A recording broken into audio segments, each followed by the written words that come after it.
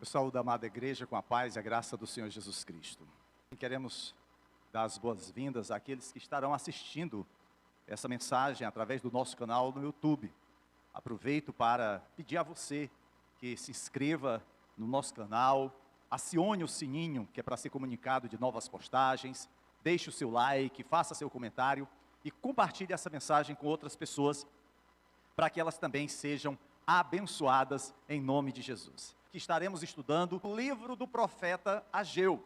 Busca levar-nos a uma reflexão sobre a urgência de remir o tempo, porque os dias são maus, conforme nós lemos lá em Efésios 5, 15 e 16. Nós vivemos dias aonde a violência, aonde os problemas financeiros têm se agravado, as guerras, dias maus, e nós precisamos remir o tempo, precisamos agir de tal forma que nós investamos a nossa vida naquilo que é mais importante. Não percamos tempo com coisas secundárias. Não é possível, queridos, viver um cristianismo descomprometido, sem santidade, sem levar o evangelho àquele que está perdido, sem aguardar a volta de Jesus, porque agora é a hora. Nós não podemos perder tempo com coisas que não edificam. Nós gostaríamos de iniciar logo no capítulo 1, nos versos de 1 a 4. O livro de Ageu é o segundo livro mais curto do Antigo Testamento. O primeiro é Obadias, depois é Ageu. E por ser tão pequeno, é um pouco difícil de localizar. Ele se encontra entre Sofonias e Zacarias. Talvez isso não tenha ajudado muito. Então, você faz o seguinte, você abre lá no Evangelho de Mateus e volta 3 livros. Ele é o terceiro livro antes do Evangelho de Mateus. Aí fica fácil de você localizar o livro do profeta Ageu e abrir no capítulo 1, versos 1 a 4. Eu vou estar lendo aqui na versão NVI, mas você pode acompanhar sem nenhum problema na sua versão. Diz assim um texto sagrado: No primeiro dia do 6º mês do 2º ano do reinado de Dario, a palavra do Senhor veio por meio do profeta Ageu ao governador de Judá, Zorobabel, filho de Sealtiel, e ao sumo sacerdote Josué, filho de Jeozadaque, dizendo: Assim diz o Senhor dos exércitos, este povo afirma, ainda não chegou o tempo de reconstruir a casa do Senhor. Por isso, a palavra do Senhor veio novamente por meio do profeta Ageu. Acaso é tempo de vocês morarem em casas de fino acabamento, enquanto a minha casa continua destruída? Queridos, esse primeiro estudo tem como título Começando de Novo. E eu espero que ao final de toda essa reflexão que nós faremos nessa noite, você possa entender como que Ageu, capítulo 1, versos de 1 a 4, tem a ver com esse tema, começando de novo. Mas para a gente entender o contexto do que estava acontecendo nos dias do profeta Ageu, nós precisamos voltar um pouco na história de Israel. Começando lá por Abraão. Eu acredito que vocês se lembram que Abraão ele veio de um país pagão e recebeu de Deus a promessa de que dele seria então formada uma nova nação, uma grande nação, e o Senhor lhes daria um lugar. Deus prometera a Abraão uma terra. Ele que era um nômade, ele que peregrinava em terras alheias, ele que tinha deixado a terra dos seus pais, e agora era um peregrino pelas regiões por onde passava. A história nos mostra que ele e sua esposa tiveram um filho de nome Isaque, o filho da promessa. Isaque tornou-se pai de Jacó, que depois passou a chamar-se Israel. Jacó teve 12 filhos, e esses 12 filhos deram origem às 12 tribos de Israel. Aqueles que antes estavam peregrinando pelas terras de Canaã, em virtude da fome, foram para o Egito nos dias em que José, um dos filhos de Jacó, era governador. E ali permaneceram por mais de 400 anos, sendo que depois da morte de José, um novo faraó sucedeu, e aí escravizou o povo de Israel. Aquele povo que num primeiro momento chegou livre, agora tornara-se escravo. E durante todo aquele período, eles ficaram escravizados pelos egípcios. Até que um dia, o Senhor levanta um homem de nome Moisés, e esse grande estadista conduz o povo saindo do Egito em direção à terra da promessa que fora feita ainda a Abraão. E durante aqueles dias de peregrinação, Deus então dá orientações a Moisés, para que o povo pudesse ter um norte, frente a tudo o que estava por acontecer. Porém, a gente sabe da dureza do coração do povo, a gente sabe de tudo o que aconteceu naquele trecho em que eles estão peregrinando, para chegar na terra da promessa. Deus deu instruções para Moisés, para construir uma tenda móvel, que passou a chamar-se tabernáculo, e aquele tabernáculo seria o centro de adoração do povo de Israel. Moisés não chega a entrar, quem faz isso é exatamente Josué, e Josué então, ele consegue tomar posse da terra da promessa, até que o povo passa a exigir que houvesse reis sobre eles. Deus até então enviava juízes para liderar o povo, mas o povo era um povo duro de serviço, e Deus então permite que seja então instaurada a monarquia. Primeiro rei Saul, e ele passa aproximadamente 40 anos, depois dele vem Davi, um homem segundo o coração de Deus, e mais 40 anos são passados, e vem o filho de Davi, Salomão, 40 anos de reinado também estão sobre Salomão. Essa é a história dos reis. Davi desejou construir um templo para Deus, mas em virtude de ser um homem de mãos sujas de sangue, Deus o reprovou, e apenas o seu filho Salomão pôde então realizar aquela grande construção. E o templo passou a ser o local central de adoração a Deus em Jerusalém. O povo de Israel vinha das mais diversas áreas para adorar em Jerusalém no templo e apresentar os seus sacrifícios. Ali era o lugar central da nação, ali era o lugar de adoração de todo o povo judeu. Mas, com o passar dos anos, depois da morte de Salomão, o reino é dividido, e aí o que nós vemos é que as coisas vão de ladeira abaixo, a partir da morte de Salomão.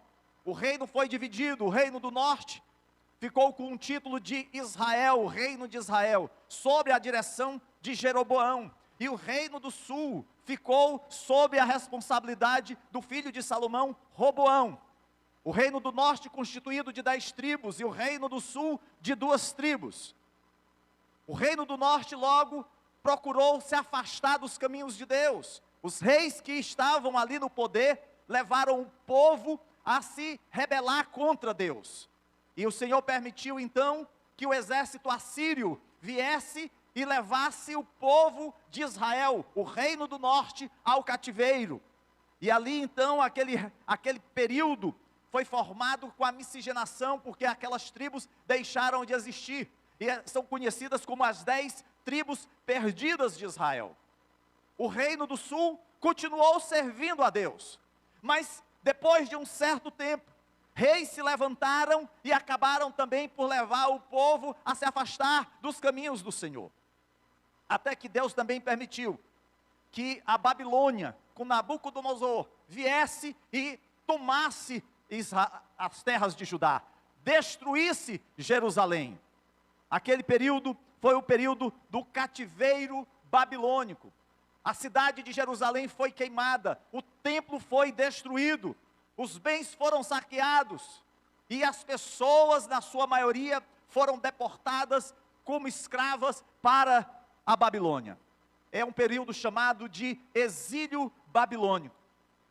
E tudo isso aconteceu, queridos, sempre debaixo do plano de Deus para restaurar o seu povo, porque aquele povo havia se afastado dos caminhos de Deus, e Deus havia então permitido que todo aquele mal recaísse sobre eles, não para os destruir, não para os matar, mas para que eles pudessem arrepender-se e voltar-se para Deus.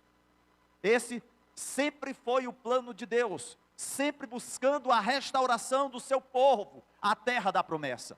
É por isso que lá em Jeremias capítulo 29, versos 10 e 11 é dito: Assim diz o Senhor: quando se completarem os 70 anos da Babilônia, eu cumprirei a minha promessa em favor de vocês, de trazê-los de volta para este lugar, para Israel, para Canaã, porque sou eu que conheço os planos que tenho para vocês, diz o Senhor, planos de fazê-los prosperar e não de lhes causar dano, planos de dar-lhes esperança e um futuro. Essa foi a palavra do Senhor proferida por Jeremias ao povo que estava no cativeiro, no exílio babilônico. Eles que estavam sem esperança, eles que estavam sem perspectiva de retorno, eles que estavam esmorecidos diante de tudo que havia lhes acontecido. O Senhor levanta então Jeremias para trazer uma palavra de conforto, de alento e de esperança. Anos mais tarde, passados esses 70 anos do exílio babilônico, conforme a promessa que o Senhor fizera, Deus então permite que um novo e poderoso governo se levante, o governo Medo-Persa, e sob o comando do grande Ciro, ele conquista a Babilônia. E Deus usa Ciro exatamente para fazer um decreto permitindo que o povo de Israel retornasse à sua terra. E esse retorno se dá em 3 etapas, que são autorizadas pelo grande imperador Ciro.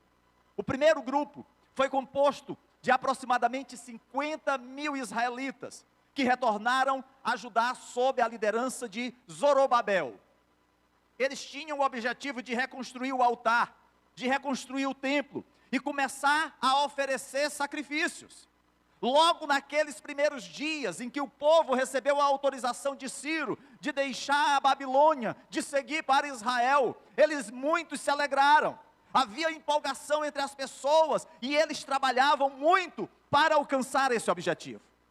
Mas 2 anos se passaram e eles tinham terminado a fundação do templo. Infelizmente, eles desanimaram e caíram em uma séria procrastinação. Eles simplesmente adiaram a realização do seu projeto. Eles atrasaram a obra. E por 16 anos, a reconstrução foi paralisada. Andou a passos de tartaruga. A conclusão daquela reconstrução ficou estagnada, até que o Senhor então levanta o profeta Ageu para pregar ao povo desanimado. E essa passagem que nós lemos nessa noite, esse livro, acontece exatamente nesse momento. Há um povo que havia retornado do exílio babilônico, há um povo que tinha recebido a liberdade de um rei pagão, Ciro, há um povo que recebeu ordens para a reconstrução do templo, há um povo que recebeu recursos para realizar essa obra, mas que com o passar do tempo, simplesmente esmoreceu. Começaram a procrastinar a conclusão da obra.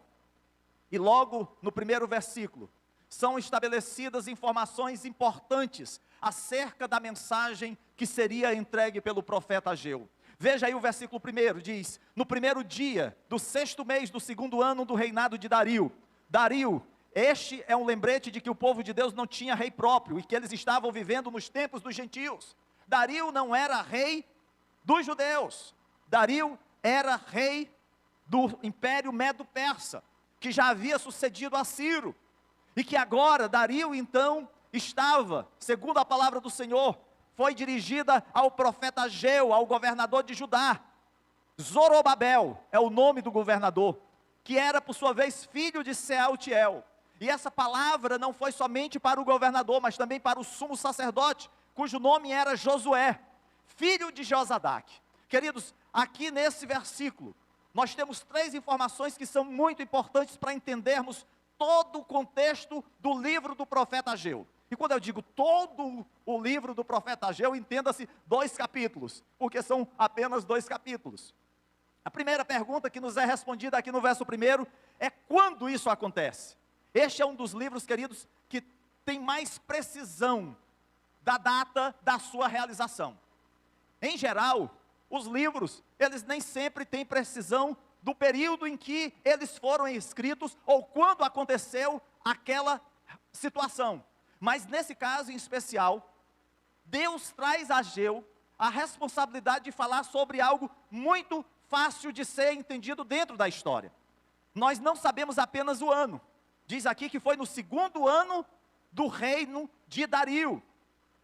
Mas também o mês, o 6º mês, no 1º dia. Então é identificado o dia, é identificado o mês e é identificado o ano.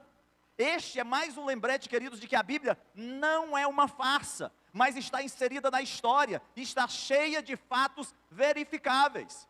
Há muitos que se levantam e dizem, não, a Bíblia é apenas uma lenda, uma história que foi criada pelas pessoas que queriam, que as ideias pudessem ser popularizadas. Mas a gente vê claramente que quando se vai à história geral, é possível identificar todas essas datas. Por quem que isso acontece? Observe que o profeta Ageu não está dando hábitos úteis para ter uma vida feliz. O objetivo aqui não é para que as pessoas em Israel, aqueles que voltaram do cativeiro babilônico, pudessem alcançar a felicidade. Mas a sua mensagem nos dá uma visão da doutrina da inspiração. A Bíblia é a palavra do Senhor entregue por meio do profeta Ageu. É a palavra do Senhor, não é a palavra de um homem qualquer, não é a palavra de alguém que está na liderança, não é a palavra de alguém do povo, é a palavra do Senhor. E é por isso que lá em 2 Pedro, capítulo 1, verso 21, nos é dito, jamais a profecia teve origem na vontade humana, mas homens falaram da parte de Deus, impelidos pelo Espírito Santo. O Espírito Santo de Deus fez com que estes homens realizassem a obra do Senhor. É certo que muitos se levantaram dizendo falar em nome de Deus e que eram falsos profetas. A gente vai ver claramente isso na história dos reis em Israel. Porém, aqui, Deus está claramente falando que Ele é o autor dessa palavra. Então, para quem é essa mensagem? Embora a profecia seja para todas as pessoas, ela tem uma destinação primária. Mesmo que ainda hoje essa carta ou esse livro seja aplicado às nossas vidas, originalmente Deus destinou essa mensagem para 2 pessoas. A primeira delas foi Zorobabel, que foi o governador que saiu de Babilônia, autorizado para ir a Jerusalém. Mas não só Zorobabel, Josué, não o Josué que entrou na terra prometida, não o Josué que tinha sucedido Moisés, mas Josué, filho de Jeozadaque, ele é um líder espiritual. Então a gente tem Zorobabel, que é um líder civil do governo, e nós temos Josué, que é um líder espiritual. Esses versículos, queridos, nos mostram exatamente a fidelidade da palavra de Deus. É por isso que nós podemos ler com a segurança que nós não estamos lendo um livro de história de carochinha, apenas escritos de homens, mas de autoria do próprio Deus. Deus falando conosco através dos seus profetas. E a partir dos versículos seguintes, nós vamos ver que a mensagem de Deus revelada para o povo de Judá é acerca dos propósitos do Senhor, que devem ser prioridade na nossa vida. O livro como um todo vai falar exatamente sobre a prioridade de Deus sobre a nossa vida. É esse alerta que Deus traz ao povo de Judá, é esse alerta que Deus traz a Zorobabel e a Josué, e é esse alerta que Deus traz a cada um de nós. É por isso que nós utilizamos o título para essa série, Chegou a hora é agora, a hora é agora, é hora de priorizarmos a vontade de Deus. É isso que Deus falou ao seu povo. Aquele povo, ele havia passado 70 anos no cativeiro, havia perdido a referência da adoração a Deus, e agora retornavam a Jerusalém, e precisavam recomeçar de novo. Por isso que nós escolhemos o tema, recomeçar, começando de novo, é um novo recomeço. E isso, queridos, acontece também com as nossas vidas. Assim como aquele povo precisava começar de novo, a priorizar os propósitos do Senhor, assim como eles precisavam priorizar um novo relacionamento com o Senhor, porque eles estavam afastados de Deus, essa mesma pergunta precisa ser feita a cada um de nós. Como está a nossa vida? Será que nós precisamos de um recomeço espiritual? Você se sente fraco, frio espiritualmente? Como está a sua relação com o Senhor? Ela ainda é fervorosa, como nos primeiros dias da sua conversão? Ou com o passar dos tempos, ela esfriou? Se assim for, queridos, esteja atento e ouça o profeta Ageu, como fazer para que os propósitos de Deus tenham prioridade na sua vida. É sobre isso que o profeta Ageu vai falar nesses 2 capítulos, e é sobre isso que nós vamos estar estudando nessa nova série. A primeira atitude que nós precisamos tomar, a primeira atitude que o profeta Ageu procurou mostrar ao povo, para que eles pudessem começar, ter um recomeço, começar de novo, é que eles precisavam colocar Deus em seu devido lugar. Talvez você pergunte assim, pastor, mas como é que nós colocamos Deus no seu devido lugar? Preste atenção aqui logo no início do versículo 2. A palavra do Senhor diz assim: assim diz o Senhor dos Exércitos. Queridos, essa expressão, a Senhor dos Exércitos, ela vai ocorrer nesse livro 34 vezes. E isso mostra, primeiro, a pessoalidade de Deus. É Deus falando com o povo. É Deus falando conosco. O nosso Deus é um Deus pessoal. Não é um Deus distante. Não é um Deus que você não consegue falar com Ele. Ou Ele com você. Não. Ele, na verdade, é o guardião da aliança. Ele é o comandante de todos os exércitos do céu. Ele é o Senhor dos exércitos. Aquele povo, no cativeiro, ele certamente viu o grande império babilônico, os exércitos babilônicos que eram temidos. Eles viram o exército medo-persa que conquistou a Babilônia e era um grande exército. Mas agora quem está a falar com eles é o Senhor dos exércitos. É o Deus Todo-Poderoso. E esse título, queridos, ele acontece 270 vezes na Bíblia Sagrada. E o Senhor, Ele vai falar coisas tremendas ao povo, ao coração, à necessidade do povo, como o Senhor fala a cada um de nós. Ageu, queridos, ele não fala, não no seu nome, não no nome do rei da Pérsia. Ageu traz uma mensagem àquele povo diretamente do Senhor dos exércitos. Naquele momento, aquele povo foi chamado a colocar Deus no seu devido lugar. Ser prioridade na vida da nação, ser prioridade no coração de cada um deles. Às vezes, a gente faz uma oração, a gente faz um pedido a Deus, em nome da totalidade da igreja. Senhor, abençoa o teu povo. Senhor, que o teu povo esteja evangelizando. Senhor, que a tua obra seja avivada no meio da tua igreja. E às vezes esquecemos, amados, de fazer aquela oração pessoal. Senhor, aviva a tua obra na minha vida. Senhor, me faz um mensageiro da tua palavra nessa comunidade. Senhor, abre o meu coração para que eu possa viver em santidade contigo. Precisamos às vezes tirar o foco do coletivo e colocar no pessoal. O Salmo 33, verso 8 declara: toda a terra tema o Senhor, tremam diante dele todos os habitantes do mundo. O salmista naquele momento estava colocando Deus no seu lugar. Toda a terra trema diante do Deus Todo-Poderoso. Será, queridos, que nós estamos colocando Deus no seu devido lugar na nossa vida, no nosso tempo, na nossa atividade profissional? Será que nós colocamos Deus no seu devido lugar somente nos dias de culto? Ou só quando estamos na igreja? Deus precisa ser prioridade na nossa vida em todos os momentos e todas as circunstâncias. É por isso que o profeta Isaías, no capítulo 66, verso 2 diz: a este eu estimo, isso Deus falando, ao humilde e contrito de espírito, que treme diante da minha palavra. O Senhor está a nos dizer que Ele estima, que Ele ama aquele que é humilde e contrito de espírito. Mas o que a gente vê hoje nos nossos dias é as pessoas se exaltando, é as pessoas querendo estar em destaque, ensoberbecidas. E a palavra de Deus diz que é totalmente o contrário. É humilde e contrito de espírito, que treme diante da palavra de Deus. Senhor, tem misericórdia da minha vida, quando subo neste altar para entregar a tua palavra, porque eu sei que primeiramente, Senhor, sou eu que estou sendo medido pela tua vara.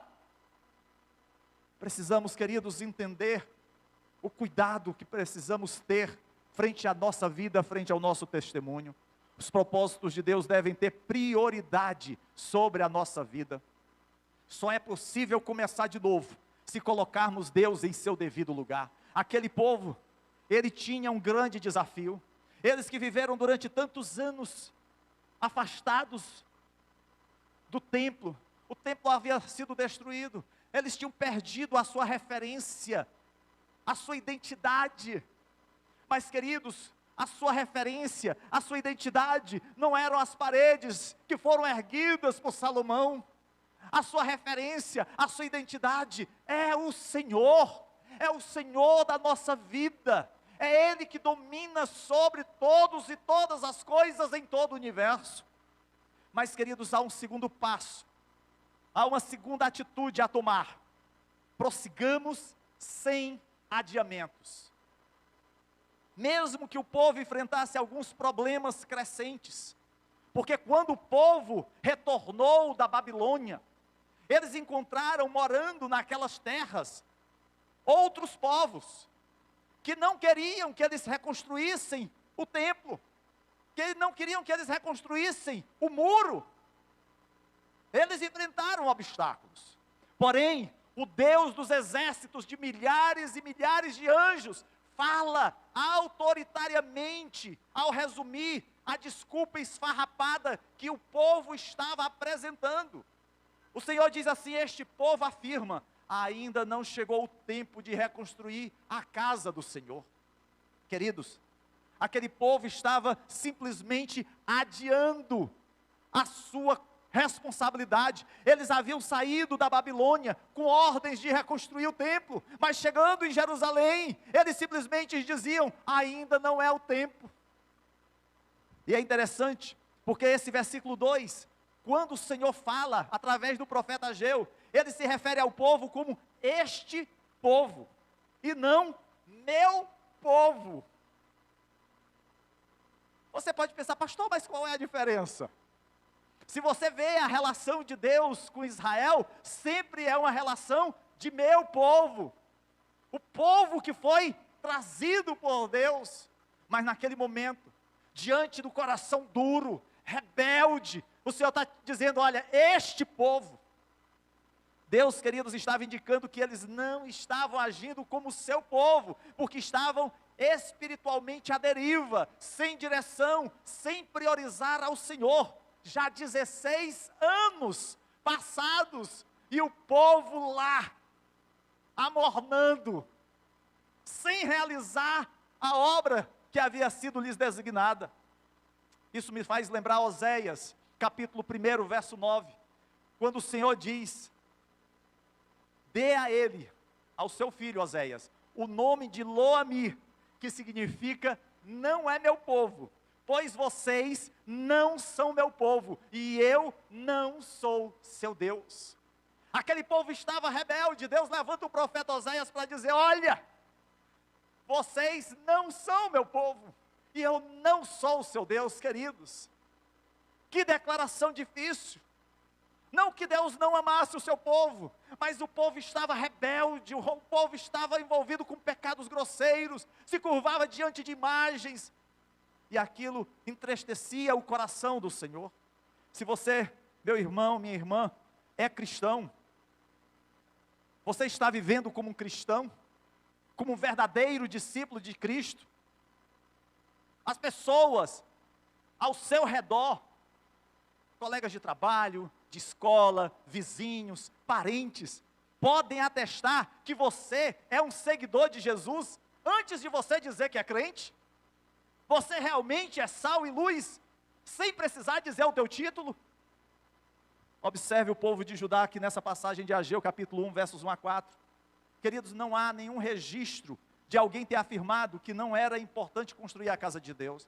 Aquele povo não estava dizendo, olha, a casa de Deus não é algo importante para as nossas vidas. Eles sabiam da importância da casa do Senhor. Eles sabiam da necessidade de reconstruir a casa de Deus. Simplesmente, eles não acharam que era o momento.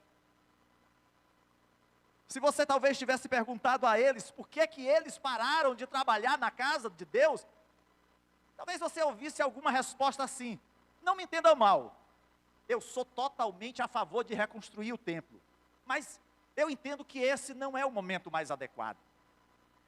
É caro, material de construção está muito caro, está inflacionado, não dá para a gente começar agora, está tudo muito caro. Nessa crise econômica que nós vivemos, nessa incerteza política que nós estamos inseridos, o projeto é muito grande, e ainda tem os opositores, os inimigos. Além disso, eu tenho tantas outras coisas para cuidar primeiro. Tem a minha fazenda, o meu gado, as minhas plantações, tem a minha casa, tem os meus filhos, tem aula de esporte, tem um reforço escolar. Eu tenho que trocar de casa, preciso fazer uma viagem, e tantas outras coisas na minha agenda. Mas, em breve eu vou dar a volta por cima para fazer Deus prioridade na minha vida. Mas agora não. Agora dá para a gente procrastinar, adiar, atrasar. Eu prometo, só que agora não. Queridos, essas desculpas podem nos parecer até mesmo familiares. Podem até soar de forma razoável, porque quem não gostaria de adquirir ou construir uma casa nova, fazer uma viagem, ver os seus filhos com uma boa educação, tudo isso é bênção, não tem nada de errado. A questão toda, qual a ordem de prioridade nisso na nossa vida? Tem pessoas que têm a sua vida com Deus e de repente acontece alguma coisa e ela simplesmente vira de cabeça para baixo. E aí Deus deixou de ser prioridade, porque agora o que é prioritário são outras coisas. Tem muitas coisas acontecendo, talvez na sua agenda pessoal, para que você venha à igreja. Afinal, você precisa assistir a novela na semana. E aos sábados, tem o shopping, pastor. Meu Deus do céu. Tem aquele filme que eu vou assistir no cinema. E domingo de manhã, desculpe, pastor, mas eu tenho que dormir um pouco mais.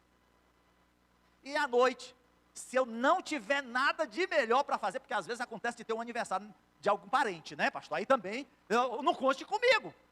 A gente sempre vai ter uma justificativa. Outra desculpa. Ah, pastor, as pessoas da igreja são tão hipócritas, eu não gosto de alguma delas. E aí talvez o pastor dissesse assim, mas há sempre espaço para mais um. Outra desculpa, vou pensar em entrar para o Cada Homem um Guerreiro. Claro, isso quando a minha agenda me permitir, pastor, porque eu estou num corre-corre, eu não tenho tempo para quase nada. A não ser, claro, para os meus jogos, né, à noite com os meus colegas, né, aí também ninguém é de ferro. Outra desculpa, pastor, eu vou entregar meu dízimo, quando eu parar de gastar tanto, ou seja, nunca. Outra desculpa, vou me entregar totalmente ao Senhor, vou fazer a obra de Deus, pode contar comigo, pastor, quando eu estiver aposentado. Queridos, em Eclesiastes, capítulo 11, verso 4, Salomão diz assim, quem observa o vento, não plantará, e quem olha para as nuvens, não colherá. Ninguém peca sem dar alguma desculpa a si mesmo para pecar. A gente sempre tem uma justificativa, sempre tem uma desculpa para falhar, para cometer o pecado. Alguns podem dizer, ah, pastor, a carne é fraca, todo mundo peca. Ou, ah, pastor, o inimigo é sagaz, ele que lançou armadilhas. Ou, ah, pastor, as lutas são grandes, eu sou tão pequenininho. Ah, pastor, meu pai era assim, e eu herdei os mesmos erros. Queridos, nós somos rápidos em apresentar desculpas. Se você precisar de um recomeço espiritual, se você precisa renovar a sua aliança com Deus, primeiro certifique-se de que você tem colocado Deus em seu lugar devido. E segundo, prossiga sem adiamentos.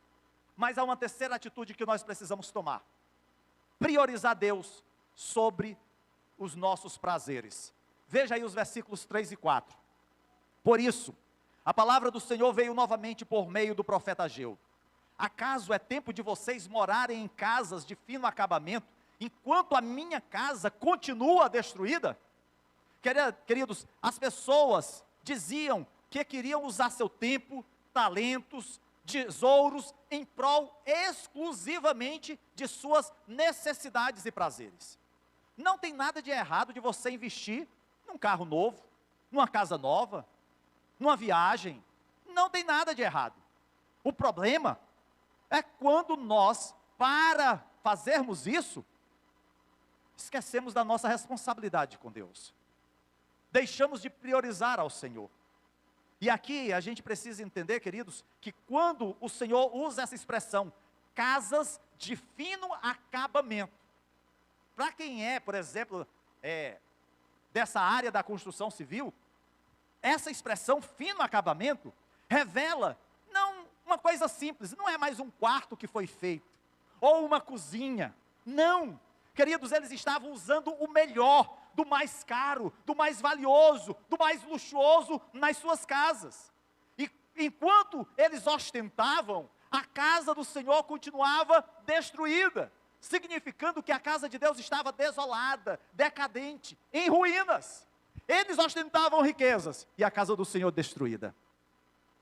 Quando o rei Medo-Persa permitiu que eles voltassem, lhes foi fornecido dinheiro para comprar madeiras de lei para reconstruir o templo. Naquele período, as casas, o templo era erguido com madeira e pedras.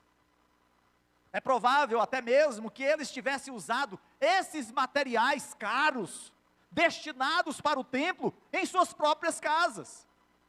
Como eles podem dizer que o momento não é certo, depois que Deus moveu um rei pagão, para enviá-los de volta a Jerusalém, para reconstruírem o templo do Senhor? Aquilo que poderia ser mais difícil, impossível, um rei que não conhecia o Deus de Israel, permite que eles retornem à sua terra, lhes dá dinheiro, e eles, ao invés de cumprirem a ordem, com alegria fazerem a reconstrução, esquecem a obra de Deus e pensam apenas em si. Você percebe aqui o contraste entre a casa de Deus destruída e as casas de fino acabamento? Eles não estão apenas gastando em suas casas. É claro que eles podiam e deviam construir suas casas, mas aqui quando usa essa expressão de fino acabamento, quer dizer, olha, eles estão tão preocupados em luxar, em ostentar, que eles nem estão se preocupando com a casa de Deus. A sua atitude foi exatamente oposta ao que aconteceu com Davi. Lá em 2 Samuel, capítulo 7, verso 2, Davi diz assim: aqui estou eu, morando num palácio de cedro, madeira nobre, enquanto que a arca do Senhor permanece numa simples tenda, que era o tabernáculo. Davi olha para si e vê tudo o que havia conquistado, os tesouros, as riquezas, o poder, a grandeza do seu reino, tudo aquilo que Deus lhe havia concedido, e olha e vê o tabernáculo ainda numa tenda móvel, e o seu desejo é construir o templo. Ah, queridos, Davi foi proativo, não um procrastinador, de acordo com o Salmo 132, versos 3 a 5, que diz o salmista Davi: não entrarei na minha tenda, e não me deitarei no meu leito, não permitirei que os meus olhos peguem no sono, nem que minhas pálpebras descansem, enquanto não encontrar um lugar para o Senhor, uma habitação para o poderoso de Jacó. Ah, queridos, isso é priorizar Deus na sua vida. Isso é não adiar os propósitos de Deus.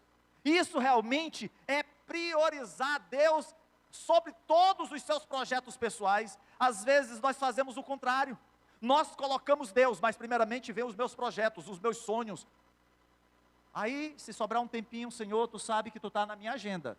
Tudo bem, eu vou estar contigo, mas calma que tem muita gente na frente. Aguarda o teu tempo de chamada. Quer furar a fila, é? Queridos, Deus tem que ser primeiro, prioritário na nossa vida. O povo que voltou do cativeiro deixou de fazer o principal trabalho que tinham sido incumbidos de fazer. Da mesma forma, amados, o nosso principal trabalho hoje é trazer a glória de Deus para a nossa vida, vivermos segundo o coração de Deus, fazermos e cumprirmos o grande mandamento de Deus, amar a Deus sobre todas as coisas e ao próximo como a nós mesmos, obedecer a comissão de Deus de ir pregar o evangelho a toda criatura. Infelizmente, a gente acaba invertendo a ordem de prioridades. A gente olha sempre para o nosso próprio umbigo, para a nossa própria necessidade. Aquelas pessoas rebeldes, queridos, tornaram-se apáticas, indiferentes, negligentes e indulgentes. E infelizmente, como eles, alguns crentes também se mostram egoístas. Se nós não pensarmos como nós estamos vivendo, automaticamente viveremos as nossas próprias agendas e não a agenda de Deus. Thomas Watson, um pregador puritano do século 17, ele disse: a menos que neguemos a nossa própria vontade, nunca faremos a vontade de Deus. O povo judeu pensava que poderia levar a vida sem Deus no centro de suas vidas. Achavam que estavam bem no seu relacionamento com Deus, cumprindo os seus rituais. Eles simplesmente não o viam como uma necessidade. Deus era algo extra, não era o essencial. Eles se estabeleceram na terra, mas não priorizaram Deus em sua vida. De maneira semelhante, é muito mais fácil para nós vivermos nossas vidas sem Deus como prioridade para nós. E a pergunta que cada um deve fazer é: nós estamos vivendo sem o Senhor no centro da nossa vida? Se hoje você conhece a Cristo, inicialmente houve um momento que você assumiu um compromisso pessoal com Ele. Você já foi zeloso pelas coisas de Deus. Você amava evangelizar. Você amava estar nas orações, nas vigílias, jejuar. Mas hoje, a gente encontra desculpa para tudo. Ah, pastor, sábado à tarde evangelizar. Oh, Jesus, não dá. Quem sabe outro dia. Pastor, vigília, meu Deus, como eu gostava de vigília. Mas hoje, pastor, passar a noite acordado, não dá. Pastor, jejuar, meu Deus, como eu jejuava antes. Jesus, mas agora não dá não, pastor, eu morro de fome. A gente tem desculpas, queridos, para não ter intimidade com Deus. Se você não está crescendo em sua vida espiritual, se você tem sentido que o seu relacionamento com o Senhor tem esfriado devido à desobediência, estabeleça esta verdade agora: os propósitos de Deus devem ter prioridade na sua vida.